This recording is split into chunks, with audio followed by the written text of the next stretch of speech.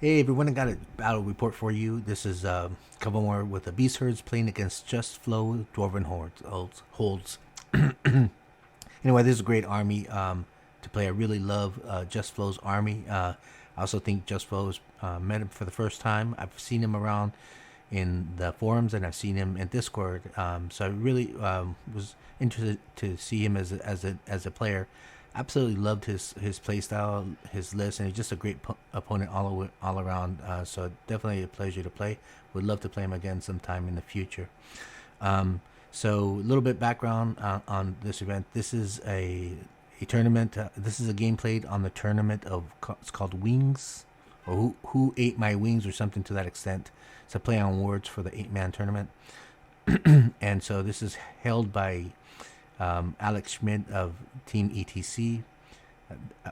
You can visit him over at the Discord channel.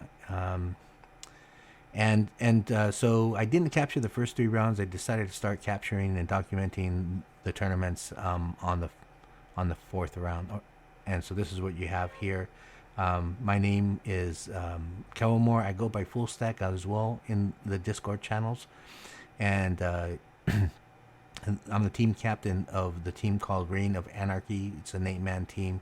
We've been together. This team has grown. We initially started playing back in the Gauntlet when the team was called FUC. It was the first letter of every teammate. So it was F for Full Stack, U for Usura, and C for CT Prime.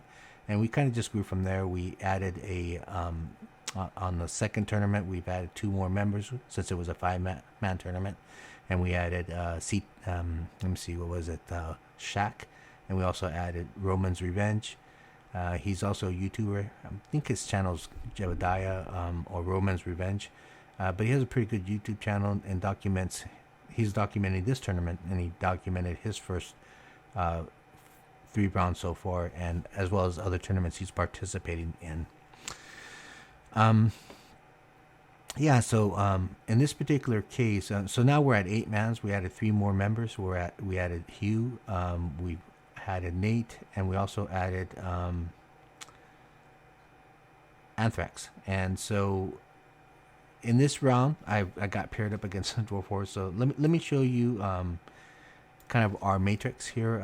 As a team captain, I collect everybody's statistics, and we have kind of like a 5-color ranking. Red represents we think we're going to lose. Orange represents we think it's going to be a minor loss.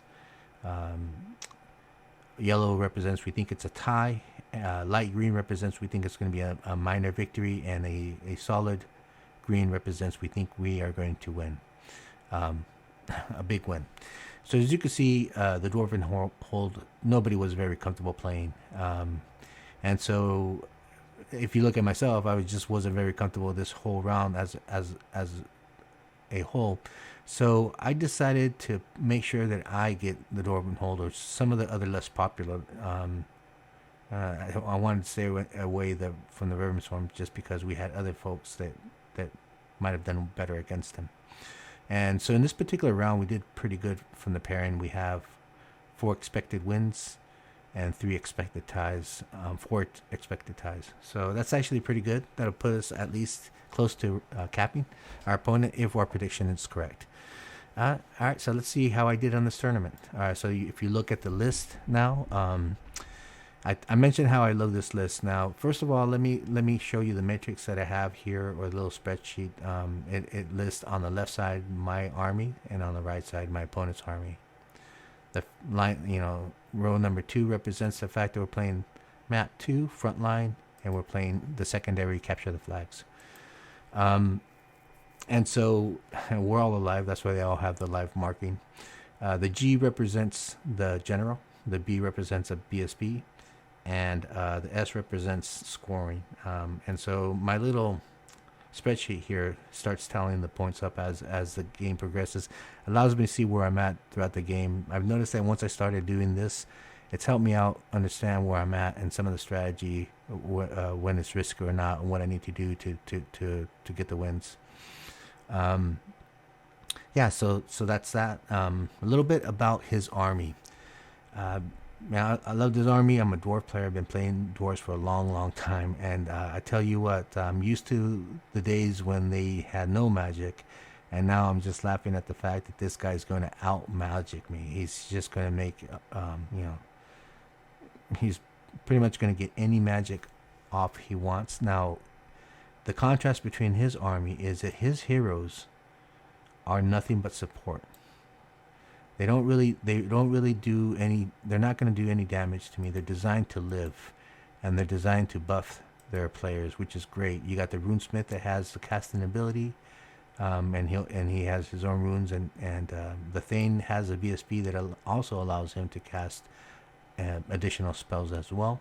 You got the anvil that's going to generate 2 power dice, or 2 veil tokens, and also have the ability to cast runes at 36 inches. And then you have his engineer that's going to buff up his war machines. I really, really like it. I've always felt that a good dwarf player doesn't, and the army itself doesn't really need their heroes. They could handle their own. What they really need is their war machines. In particular, I'd like to note that he took the Fane Cannons. I think they're the most underrated war machines. I think people don't love them because they don't really understand them when they compare them to cannons. I think the only thing the cannon really has, well, I guess you could say the strength, but the cannons have the range, and that's what really makes, I would say that's probably the only thing that makes this army a weak army. Or, I shouldn't say the weak army. I would say that's the only downside I see to this army, is it doesn't really have long range. And you'll see how that plays out later on. Something that I realized, his longest range is 30 inches, and my Cyclops, which is probably my primary shooting, is 36 inches. So my strategy is to stay out of his range, and I'm going to have to make sure that my Cyclops takes out his organ gun before I could close in. And so the strategy is looking at the map and finding out how I could approach him without getting hit with that organ gun. That organ gun is going to absolutely decimate me, as well as the flame cannon, especially in the close in range. Now, a lot of people say, they're not good. They're not good because of the short range, but they have a lot of things to make you, fall within short range. They could either put them behind units, or they could flee on a failed charge, and next thing you know, you're within close range because of a failed charge. So there's a lot of ways that you could find yourself in short range, and so the strategy for me is to make sure I don't find myself in that situation. Now the contest with my armies, I'm very hero dependent. Any of these heroes dies, and my units really don't work all that well. These units aren't really good without the heroes. These 2 units do just fine, but that's not a lot.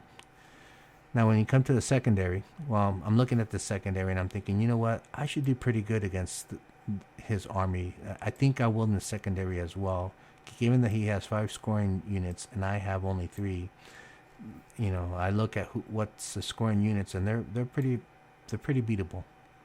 The only ones that I need to stay away from is the King's Guard, and so yeah, so I think I'm looking good. So let's take a look at the map now.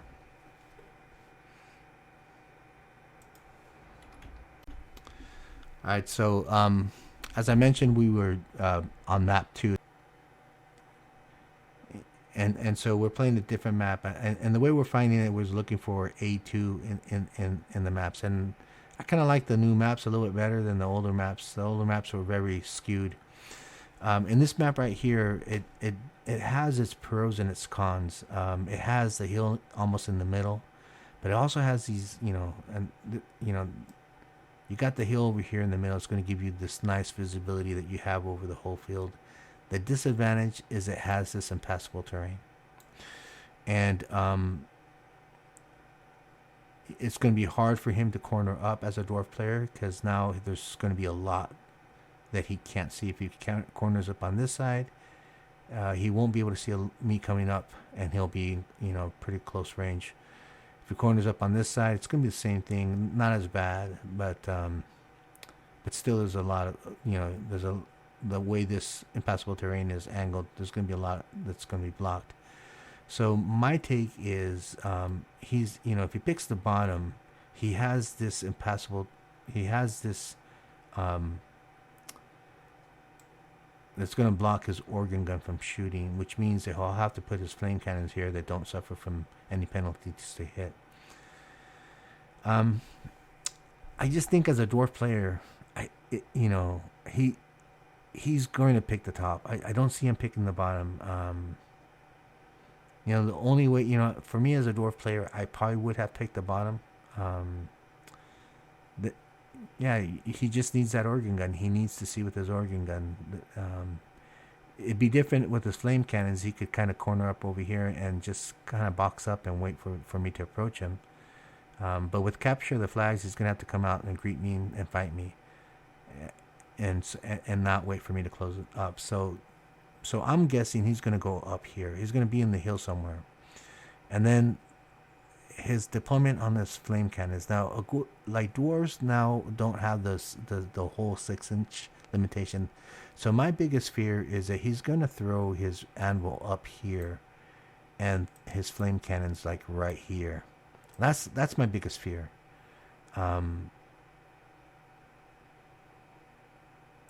And with his anvil, I don't know what spells he's going to take, but he could put him here,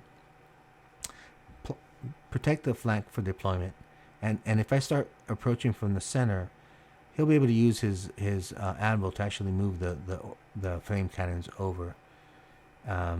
You get your natural move plus an additional extra move, which really would put it in the right position. And then now he protects his flanks, and as I come in, he protects his center. So that's kind of the fear that I have. That's the only thing that's going to cause me to have any grief. Hopefully, what he does is he tries to put his engineer, his war machines here, and his engineer here, so that he protects the machines. And now I have all this area. Most likely, he's going to put something over here. That's what I would do as a dwarf player. But we'll see. Let's find out how he approaches. Now, my strategy is I'm going to go wide. I'm going to sit myself out here. I'm going to set this guy out wide. These guys have a move of 7. These guys have a move of 6 plus 1 for the banner. And these guys are just going to stay in the middle. I'm going to spread myself a bit thin here. So my hero has to go over here. With their leadership of 6, they're going to have my general close by. With these guys being fearless, the only person I need to worry about is my centaur, so he'll be close by for the reroll. Both of them have a leadership of 8, so I have a good chance of making any leadership roll. And then these guys have the banner of discipline, so I don't need to worry about a panic test. And then this guy right here, well, the soothsayer allows you to take a wound for a panic test. So I'm okay with my leadership bubble here. I got these guys over here. I don't have to worry about these guys having to take a panic test, the Cyclops. So then it's going to be my skirmishers, and where would I deploy? If I go, I think I need to go first. And the reason why I think I need to go first is it'll allow me to deploy my scouts. And depending on where he puts his war machine, I'm going to want to make sure that he can't deploy to march block me up front. So I'm either going to deploy here or in the center if he tries to push his units up. He does have vanguarding ability, so he could be in my face. All right, so deployment. So he rolls sides and he picks top.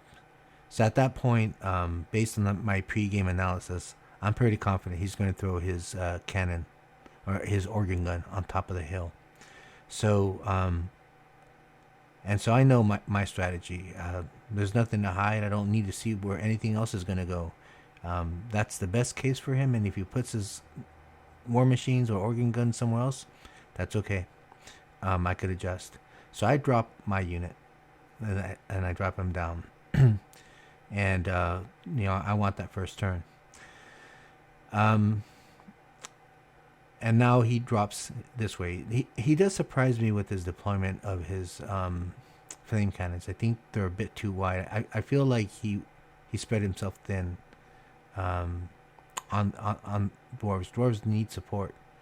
But I don't really know how his rune magic's going to help out. I think it's going to do a good job, and I think maybe that's where his rune magic's going to prevent him from needing support, right? His units are pretty large in size, so they'll be able to handle anything.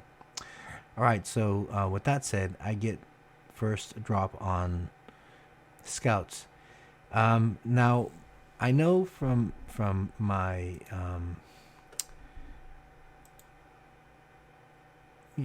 I know that on the sides over here, he's not going to drop anybody 18 inches, which pushes him way back over here. You could see, and on this guy's pushes him way back over here. That's okay. I could push forward, and I'll be out of range from the cannons and the flame cannon. So I'm not worried about him dropping anything on the sides. What I don't want is for him to drop his rangers right here. And now I'm in trouble. I can't charge. Right, he puts them over here. I can't charge, or down here, I can't.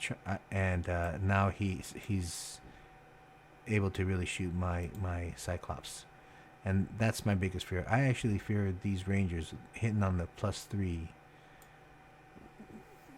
They'll be winning on the 5s, but when you have 20 shots hitting on 4+ and winning on 5+, they're going to get through. Whereas an organ gun, there's a lot of randomization in it. It'll still hurt, but these Rangers are going to really wither down my units. So I drop my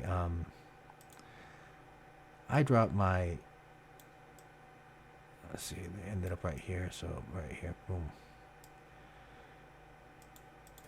My Mongol Raiders here, and that's going to prevent him from getting close. So he'll be out of range, and so he's going to have to march move to get into close range. And now he's going to be hitting me on 4s, which is still better than hitting me on 3+. So with that said, he deploys his units right up here at the top, right outside of the range. And then I deploy my second unit over here. And the idea is maybe I could get these guys into the flame cannon. I won't be able to handle these guys over here. I'm worried about these guys turning around and shooting and getting rid of my Mongol Raiders before they even have a chance to attack the flame cannon, or to actually be able to shaft these guys up over here. So that's kind of why I put them over here on the side. And I put them like this. All right, so Beast Horde turn 1. So pretty much the only movement I make is I bring my Raiders back to get, make sure I'm in long range. In addition, soft cover. So now it'll be a -2 to hit. So it'll really reduce the chances of them getting blown up by these two units that are super accurate. And that's it. Shooting. So magic. I roll a 4, and so I cast Oaken Thrones on this unit, and it's quickly dispelled. And then I turn around and cast Master of the Earth over here, and it goes off. I roll a 1 on the D3, and I just roll and I whiff it. So magic is pretty uneventful.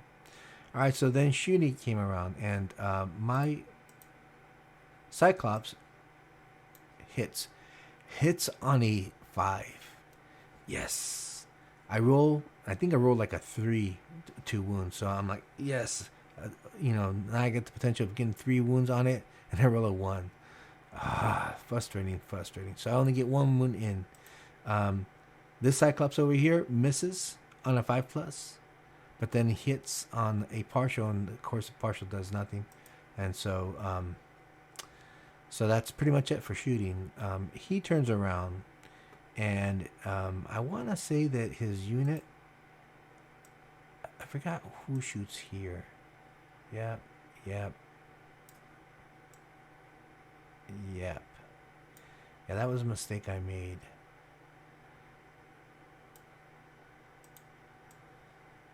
he shoots his organ gun into my raiders, and I just get lucky with the -2 long range, um, mostly covered, and hard target.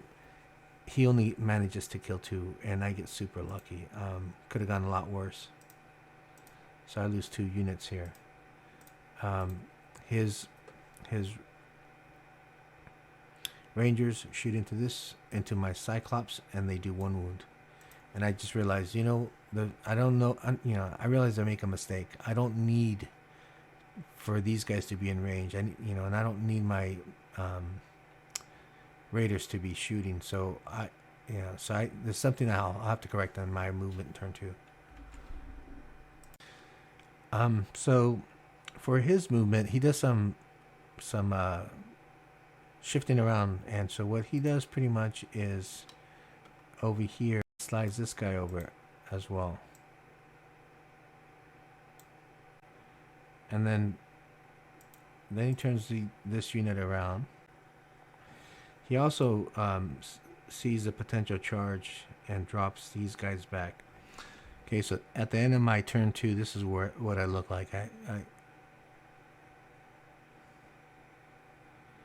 I start pushing up on the flank sizes to put pressure on this flank. He's getting ready for it. I drop back my Mongol Raiders and my Cyclops, and I move over my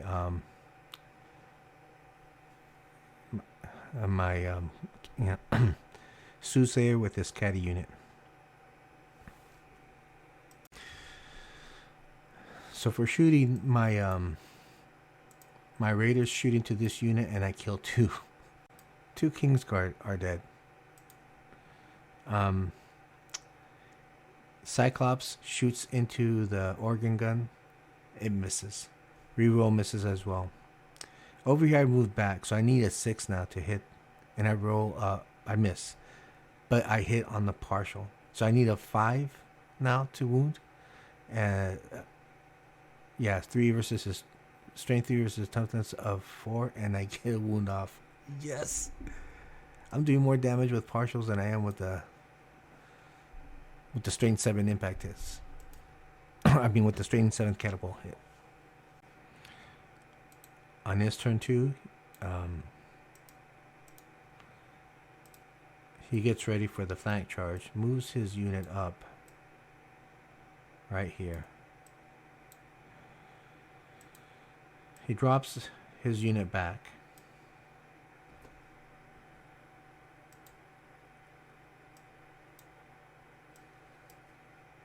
Turns around and faces me.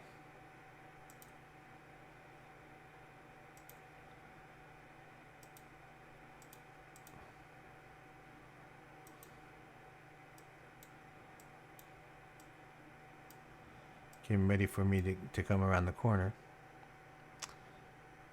And that's it for his movement. He has nothing to shoot, and so all he does is he turns around and changes his strategy. Given that given that a partial did damage, he decides to go for the rune that gives him a -1 on wounds, and he casts it on his organ gun, and he also casts it on his unit of Clans Warrior. Now, I gotta mention his magic is just awesome. He has multiple runes that he could cast. He could cast the same runes from his runesmith, from his anvil, and then he has banners that are stacked up. So essentially, it's what he wants to decide what to cast. And there's I can block 1 spell if I'm lucky. So it's a pretty powerful magic phase for the dwarf. The only kind of I would say saving grace is that he doesn't have a lot of hex spells, so he can't really do damage like divination can, but he pretty much is going to be able to cast whatever buff he needs on his unit.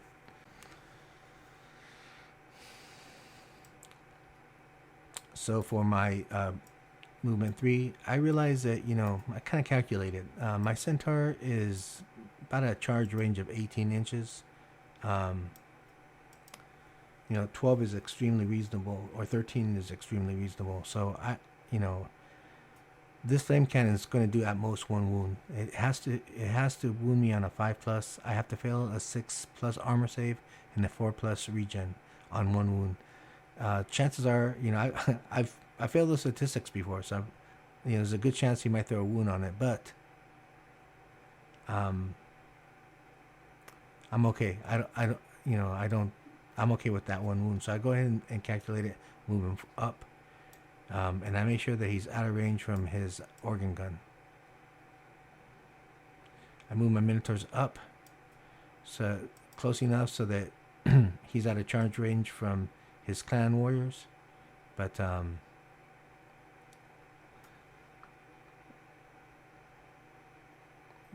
impossible for him to charge. Also, the dwarf, this is one of the limitations of the dwarf. They have a 15-inch charge range, so I'm out of his charge range from his clan warriors. So this centaur is, with his distance, is pretty safe. Now, it's the third turn, and finally my my ambush unit comes out. So what I do is I get ready and move my wild herd and move my beast lord. So now I have this ability to do a double charge into the King's Guard. And these two units are going to be able to concentrate fire on the King's Guard. This unit moves over here. So I try to keep up. For me, the idea is I want to buff my Minotaur unit. That's the one that's going to have all the fighting. So I want to make sure that the Soothsayer is as close to them as possible.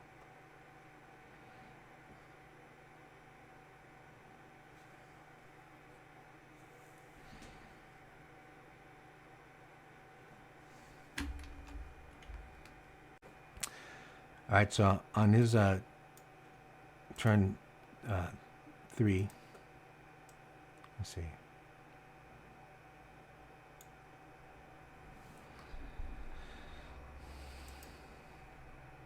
He moves this unit up to prevent a charge from my Minotaurs. He also does a swift reform and invokes the banner and moves 15 inches forward.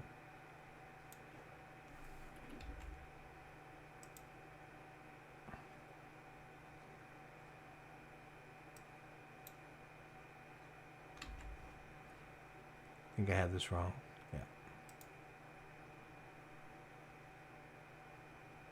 It's actually, yeah.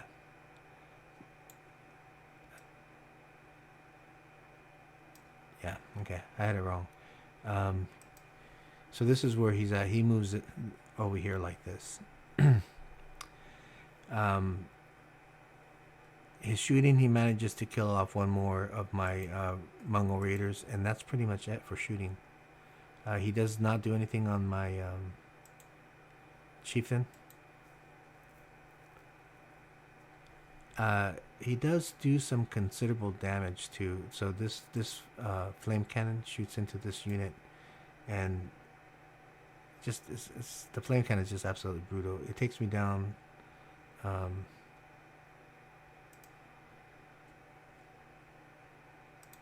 Full rank.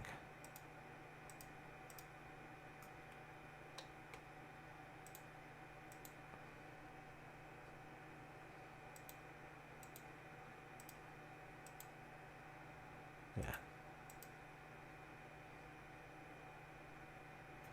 So that forces a panic test, but I pass it due to my general being there.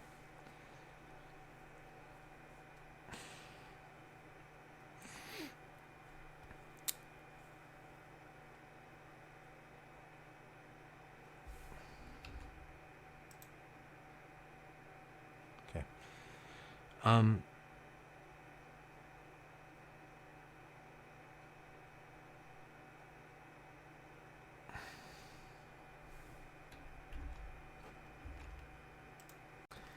Okay, so up to now, turn 4, the game's been pretty slow, but turn 4 is where things really turn up. Oh, you know what? I forgot something important, and this is kind of is what changed my tempo. His on turn 3, I forgot to mention that his ambushers came out as well, and they do 3 wounds to my Cyclops, and so I have 3 more wounds left. And I realize, I do the math, and that's pretty much average. I guess without my 5+ Aegis save, but I haven't been able to save it, so I don't expect to make any. My opportunities to get rid of his organ gun are going to diminish quickly, and so I have to move, and that's kind of what I start doing. I say, at this point, if I don't get this organ gun, the game's going to be over for me. It all comes down to this organ gun. So what I do is I move my my units up. I move this guy out as much as I can. Still out of range of the organ gun. Yeah. Got Oaken Thrones with him.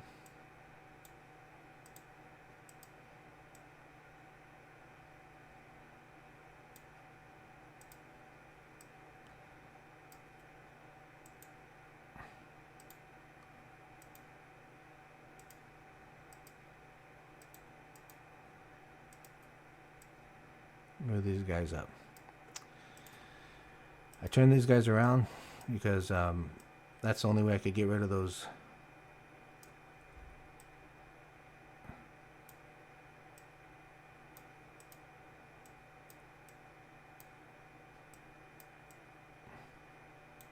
miners.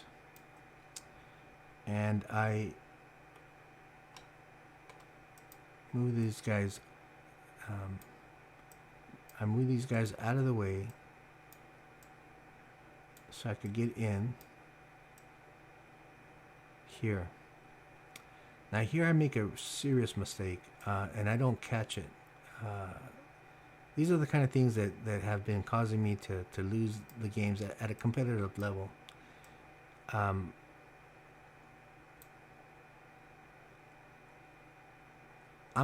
I make sure that I'm out of 12 inches from the flame cannon.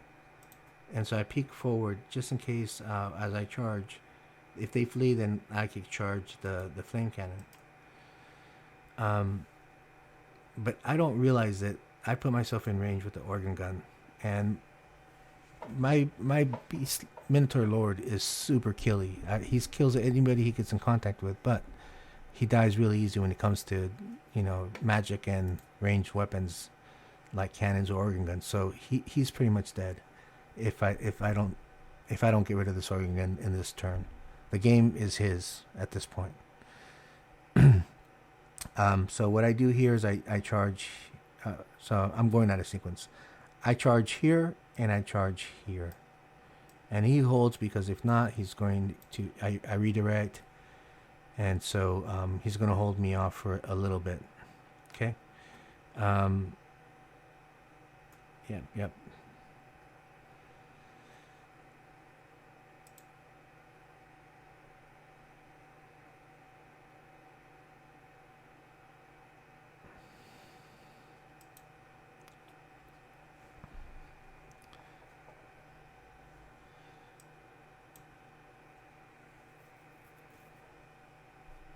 Okay, so now I position, not these guys. I position this guy to overrun into the organ gun.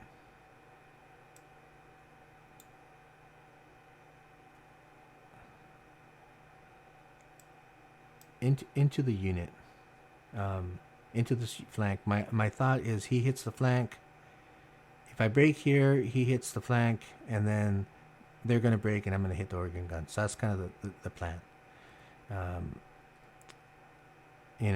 He can't see me here. He's not worried about me here. He's worried about the Minotaurs. That's kind of where we're at right now. Okay, so now I put everything into the organ gun. So magic happens. I throw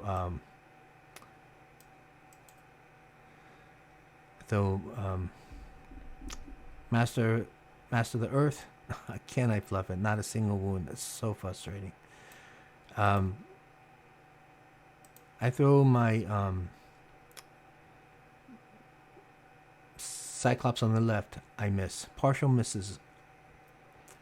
Then I throw my Cyclops. I miss.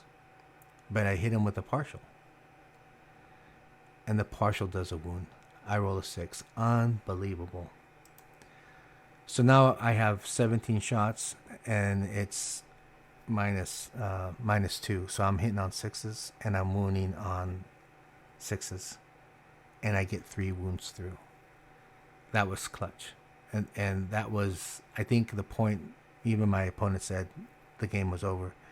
So I killed the organ gun at that point. And that's super huge for me. On combat over here, I managed to do 4 wounds. And I only have 4 attacks, but 4 wounds. He's stubborn. He holds. I think at this point, I'm okay. At least he can't shoot me anymore. And that was my concern. I wanted to stick around, but after that shooting was successful, yeah, it's okay. So now,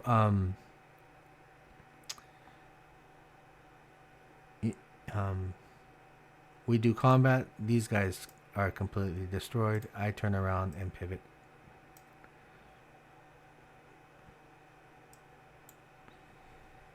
And brace myself for that charge. Oh, by the way, because Mass of the Earth went off, I take away the wound, so my Cyclops no longer has a wound.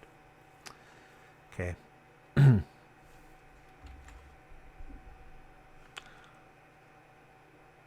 On his turn, he shifts, shoots into my Minotaurs, and doesn't do any wounds. I think I took this off too early. That was how it looked like after the second shot. So flame gun on 2 shots has brought me down to 9. So pretty much half the size of the unit. Oh yeah, and these guys are moved over here. Okay. That's the end of turn 4. And let me throw my little... What was a magic phase? That one. Okay, so I think I went out of order here. On the bottom of his turn 4, he declares a charge here. And I think he needs a 7.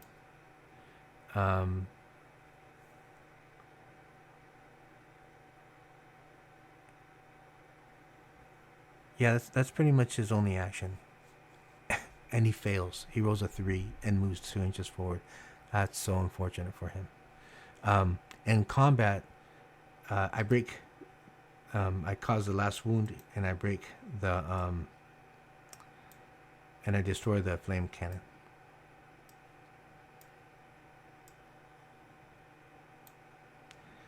And again, the flame cannon does wounds here, and so this is where we end right here. And this goes away on bottom of turn 4.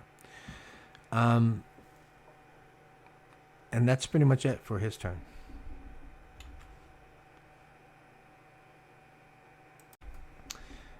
Yeah, so a real recap or go back is on the bottom of the 4th on his shooting phase, or on his movement phase, he drops down his miners and arcs back a little bit so that he could see at least a portion to the Cyclops, so not all of them could see them.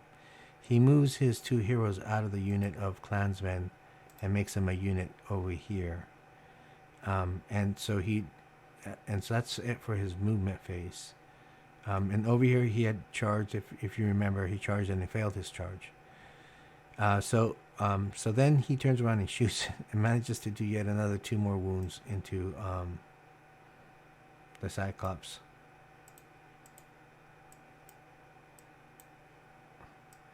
So now he's only 1 wound away from dying.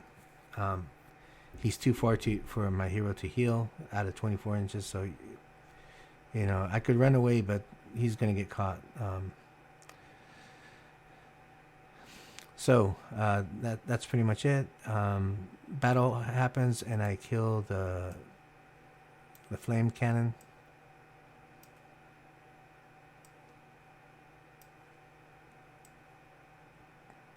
And that's it for the bottom of his turn 4. Okay. On the top of turn 5, I declare a lot of charges. I declare a charge here, and he chooses to flee. And he flees all the way down here. And I redirect into this unit. Now that it's clear, my Minotaur Lord charges the flame cannon. My Cyclops charges his anvil, and my Minotaurs charge his clansman.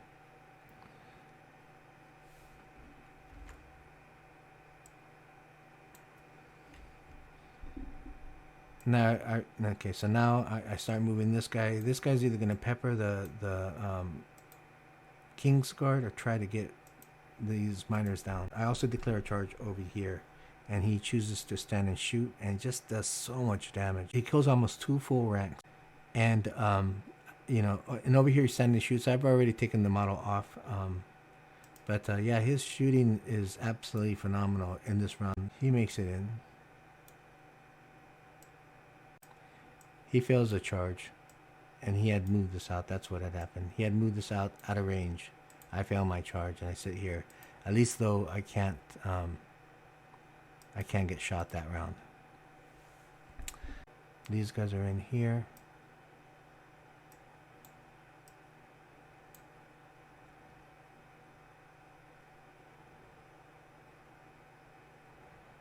These guys move up here.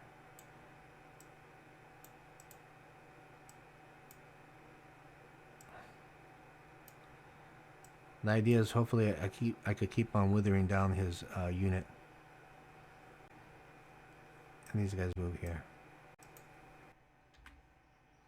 Alright, so for shooting, my Cyclops decides to shoot into the King's Guard in the center of the field. I have 5 wounds left on my Cyclops, and I throw a misfire. Oh my gosh, I end up killing my Cyclops. Okay, so combat. I end up throwing 3 wounds in here. I think he has a total of 5 wounds as well. So not enough to kill him, and this unit is broken. Now here's where I make a major mistake. I choose to pursue, and I you know, it's, you know, sometimes I have problems remembering some of the old Warhammer rules, and you know, and they might not even be the right version, but I do recall that Minotaurs in Warhammer era could not hold back. They always had to pursue. And I think it was called Bloodlust or whatnot, and I just assumed that I had to follow, and so I followed this unit, and I didn't have to. So the result was that this unit was destroyed.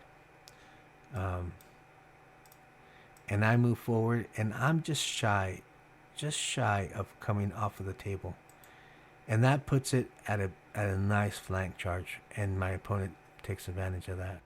So the Razor Tusk normally would have broken this unit, but with the Dwarf Rune of Resilience casted, the General and the BSB within range, and the high leadership of the Dwarves, they stick. Alright, bottom of the Dwarf, turn 5. He charges his Rangers into the flank of my Minotaurs. And Minotaurs are fearless, so they have to hold. In addition, I'm at the table edge, so I would have held regardless. And so what's missing there is that the Minotaurs have the stone skin. I forgot to hold it. Now, I know that he's either going to debuff it, or he's going to add the Rune of Resilience to him. So it's going to be a tough match. It's going to be a downhill battle for me on that one. His heroes turn around and brace themselves for the Centaur charge. I caused 3 wounds on his Runesmith. Chances are I'll get the remaining 2, and on my turn I'll have that charge on his heroes. So he's bracing himself for that. So the Centaur finishes off the anvil and is in position now to charge his Runesmith and Thane. And oh, this combat with both buffs on, Stone Skin on my Minotaurs and Rune of Resilience on the Dwarves. It's a pillow fight. We I think get one wound off each of us, but he wins with a flank and a combat and a charge and a banner, and I lose by one. And I have this be there, and I roll an 11 and I roll a 9, and oh, just like that, I lose 1,000 points. Oh my gosh. He turns around, he reforms, and gets ready to try to either shoot my Cyclops or my Mongol Raiders. Top of turn 6, my Minotaur Warlord charges a flame cannon. I charge over here. He issues a challenge, and with his runesmith, I accept. So for magic, I'm out of range of the buffs I really need, so I just restore wounds to my Cyclops. We go straight into combat. My Minotaur Warlord then fights the flame cannon. The idea is if I break the flame cannon, I could overrun into the combat with the Razor Tusks and the Clansman. With that Rune of Resilience, it's just making him so tough. In hand-to-hand combat, the Minotaur Warlord wreaks havoc. He outright kills the flame cannon and overruns into the combat with the Razor Tusks and the Clan Warriors. It's just not enough for them to hold. They auto break, and both the Razor Tusk and the Warlord turn around and get ready to assist the Centaur in case he needs any help. In the challenge between the Centaur and the Runesmith, the Centaur gets through 2 wounds, just enough to kill the Runesmith. Bottom of the 5th and turn 6 go pretty quick, so I won't really move him. I'll just talk a little bit about it. But on the bottom of the 5th, he charges his Kingsguard into my Mongol Raiders. I flee. He moves up his unit of Clans Marksmen to start shooting the Rangers to start shooting at my Cyclops, and my Centaur finishes off his thing. And so that's pretty much it. One wound happens on my Cyclops. For turn 6, I should have just stayed where I'm at, and I probably would have done better. I actually would have got an 18-2 now that I do the math. But for some reason, I decided to charge with my Cyclops. I don't really, I do the math on the Kingsguard, and I think it'll be a push. If I get lucky, then maybe I'll do a lot more on my Stomp. So I decided to do a charge into the Rangers. Now the Rangers are not going to be steadfast, so the idea is that I'll end up winning combat res by 1 or 2 and causing them to break. My Mongol Raiders pass their leadership, so they turn around, and the Cyclops and the Mongol Raiders charge into the Rangers. They make it. I make these long charges. I lose on combat. I think I lose by 1, and I flee, and so he runs me down. Just so stupid. No reason for that, but I just was getting greedy. So that's pretty much it for the battle report, and stay tuned for the wrap up. Okay, so it's a solid 16-4 victory for the Beast Herds. I was expecting a 10-10 or something close to a 10, and so 16-4 is quite better than what I anticipated. When I did my post-analysis of the army and the map, I did realize that the key to me winning this game was taking out that organ gun. He could have easily withered down with a lucky shot, really crippled any of my units. But with me having range on him and the map being impossible on his side, really allowed me to take my time to get him on his flanks, and then just have the Cyclops and my unit of Wildhorns hold the middle while I had the opportunity to take down his organ gun. And I was calculating it that I would take 2 wounds per round, so it would take me till the 3rd round. So that was pretty much where it happened. It was about the 3rd or 4th round where I finally took out the organ gun, and that's when I started my advancement to the center. The army was excellent. I couldn't stop anything. He could cast multiple runes, so he was casting Rune of Resilience, and that makes such a difference. Dwarves are already tough and they hit super hard, and now they're even tougher, hitting just as hard. Yeah, my warlord is just a champ. He when he's in combat, he tears everything apart. Usually people know that, so they're guarding well, but he does well. The centaur had the best game ever. I think I calculated it to where he took out pretty much 1,500 points alone. He took out all the heroes except one engineer, and he took out the war guns, the war machines as well. So he just had a fantastic game. Anyhow, that's it for the Beast Herd and Dwarves armies. Thank you for sticking around. Please make sure you like and subscribe to the video. Thank you. Goodbye.